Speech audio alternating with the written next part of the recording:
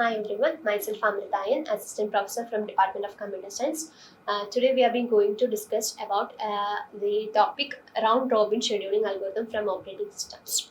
So in the earlier lectures, I already explained about the FCFS and the priority scheduling algorithms. Today we have been going to discuss about round robin scheduling algorithms.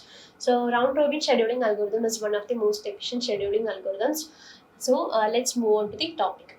So in the case of what's the difference between the FCFS and round robin is, so round robin has also been similar as FCFS, but here for a particular amount of time the CPU is allocated for the process. After the time period is over, it want to leave that and give to the another process. So CPU is assigned to the process on the base of FCFS for a fixed amount of time. That fixed amount of time is known as time quantum. So after the time period, that CPU wants to be that process wants to leave the CPU and wants to give to another process. So each process present in the ready queue is assigned for the CPU for that time period only. So if the execution of the process is completed during the time period and want to terminate that process and wants to be get back to the ready queue, and then another process want turn is to execute the CPU. So the FCFS schedule, which is a non-preemptive version, here the round robin scheduling is always a preemptive version. Then when a preemption occurs in the FCFS scheduling, it is equal to the round robin scheduling algorithms. So with increasing the value of the time quantum, the round robin scheduling algorithms which performs as FCFS scheduling algorithms. So if there is, we want to choose a time quantum, that the time period we want to fix the time period carefully, because if you're choosing a higher time period, what happens is it will be performed as FCFS scheduling algorithm itself. So it will be very difficult for the execution. So you want to choose the time quantum should be such that neither too big or neither too small. In such a manner, you want to choose the time period. So what happens if they decrease the value of the time quantum? So these are the problems which arise when the time period has been decreased. So one of them is number of contest switches increases. Contest switch increases means the process switching from one process to the CPU, which is switching from one process to another, may be increased, and response time which will be decreases, and the chances of starvation decreases. Starvation means the process don't want to wait for a long period of time, so the starvation get decreases. So the smaller value of time quantum is better in terms of response time. So these are the conditions which arise when we are decreasing the value of the time period or the time slice. So what happens, we are increasing the value of the time quantum or time slices, the number of contest switch increases. That means switching the CPU, which is switching from one process to another, gets decreased, and the response time also will be get increased. And the chances of the starvation get increases, which means the process wants to wait for a long period of time, because we are choosing a high time slice. So the process wants to wait for a long period of time. So higher time period means better in terms of number of contest switch. So what are the advantages of round robin scheduling algorithms? Is that it gives the best performance in the terms of average response time. So the response time will be very increased. We have been choosing a round robin scheduling algorithms, and is the round robin scheduling algorithm is best suited for the time sharing systems and the client server systems, and also best in the interactive systems. The disadvantages of the round robin scheduling algorithms are it leads to starvation for a process with larger burst time. So they have to repeat the cycle for many times. Suppose if a process which having 100 units of burst time, if you have been choosing a 2 units as its time period, that for the its execution only gets completed for after a long period of times. So many cycle has to be repeated for its execution. So its performance of its performance is mainly depends on the time contents. So that we want to be very careful while choosing the time slice. So we are neither choose too big or not too small. So the priorities cannot be set for the process. If a higher priority process came, then also it will not be considered the priority. It only consider the time slice. After the time slice, the process want to leave the CPU and we go to the ready queue, and the next process want to be and give the CPU for its execution. So priorities will not be considered. So now let's check it with an example how we can perform a round robin scheduling algorithms. So these all data has been given. In this data, the process with arrival time and the burst time has also been given. We want to calculate the average turnaround time and the average waiting time for this question.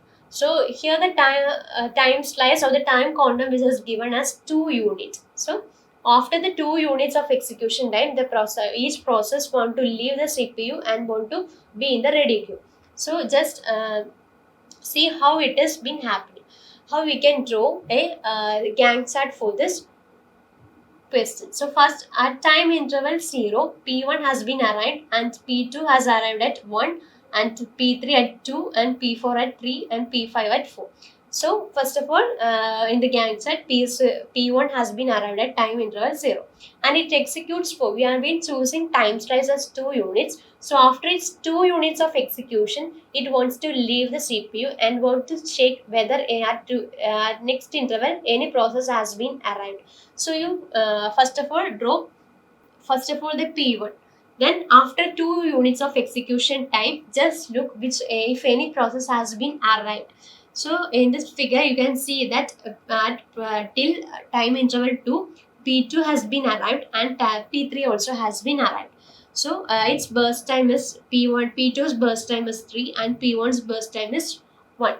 So now the P2 will be executed. So P1 will leave the CPU and would be in the ready queue, and P2 will be executed. Its burst time is 3, but its our time slice is only 2 units. After 2 units, it leaves the CPU and go to the ready queue, and it gives to the execution for P3. So P3's execution time, that is a burst time, is 1 unit only. So now after the execution, the time interval has been at 5. So after 5 units, which all been arrived, this P4 and P5 has also been arrived into the ready queue. So now let's put it in after when all the process has been entered into the ready queue. Just look in that ready queue itself. So after it first choose the first process, and after its 2 units of execution time, it will be go back to the ready queue, and the next process will be given its turn to the CPU. Likewise, you can draw the Gantt chart for that process. So it for the question, the Gantt chart will be like this. So you can see here the P2, which is his execution time is not at 4, its execution time which is complete at 12. So now let's calculate a turnaround time. Turnaround time can be calculated as the completion time minus the arrival time. So the I only explaining with a single example, that is you can consider how we can calculate the turnaround time for the process P2. So P2's arrival time is at 1 and P2's completion time, it is at 12. You can see this is not the execution time, completion time of P2. It is only gets completed at the time interval 12. So just put it in our equation, that is turnaround time for P2 is the execution time, completion time 12 minus the arrival time 1, that is we will be getting as 11. So one more thing we can be clear check, that is for the process P1, completion time is not 2 units, it is up to 13 units. After 13 units only it will be executed. So 13 minus the arrival time is 0, so 13 minus 0 will be getting as 30. So likewise, you calculate the turnaround time. After the completion of the turnaround time, we can calculate the waiting time of the process. The waiting time can be calculated as turnaround time minus the burst time.